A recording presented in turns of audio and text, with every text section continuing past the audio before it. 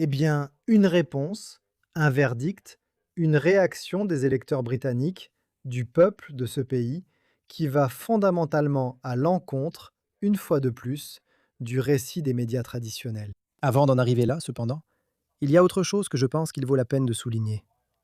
C'est l'état de l'opinion dans ce pays, sur ce qui est souvent désormais la question numéro un pour les gens, devant même l'économie, l'immigration. Et bien sûr, nous avons vu ces dernières années cette politique extrême mise en place par le Parti travailliste et les conservateurs de migration de masse, qui a conduit à un niveau de croissance démographique ridicule.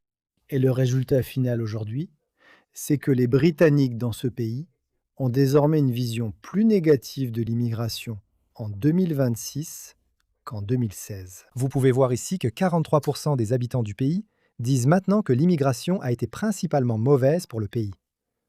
29% disent que c'est à la fois bon et mauvais. Seulement 21%, donc une personne sur 5 dans ce pays, dit maintenant que l'immigration a été principalement bénéfique. Et ce changement d'opinion s'observe dans tous les groupes. Vous pouvez voir là que, parmi les électeurs du Brexit comme parmi ceux qui voulaient rester, ils sont plus nombreux à penser que l'immigration a été principalement mauvaise pour le pays par rapport à 2016. Et en ce qui concerne le parti unique, eh bien, il continue de se ridiculiser. Un article du Télégraphe rapporte maintenant que le Parti travailliste est pressé de se retirer à Clacton pour aider les conservateurs.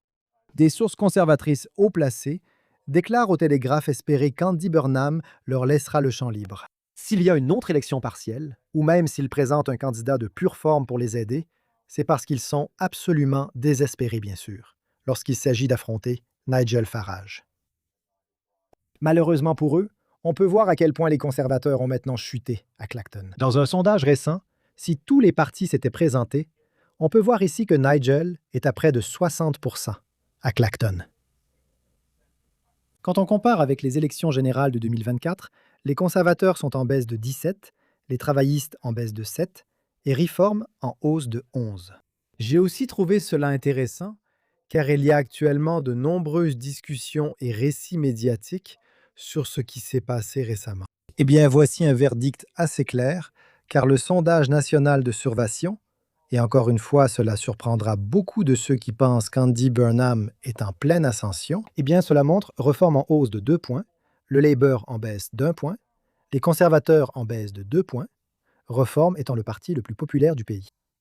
C'est très clair de quel côté est la dynamique ici, encore une fois, et je pense que de plus en plus de gens vont réaliser que le véritable choix lors des prochaines élections générales sera: voulez-vous un gouvernement travailliste ou un gouvernement de réforme? Alors oui, faites-moi part de vos avis sur tout cela dans les commentaires ci-dessous.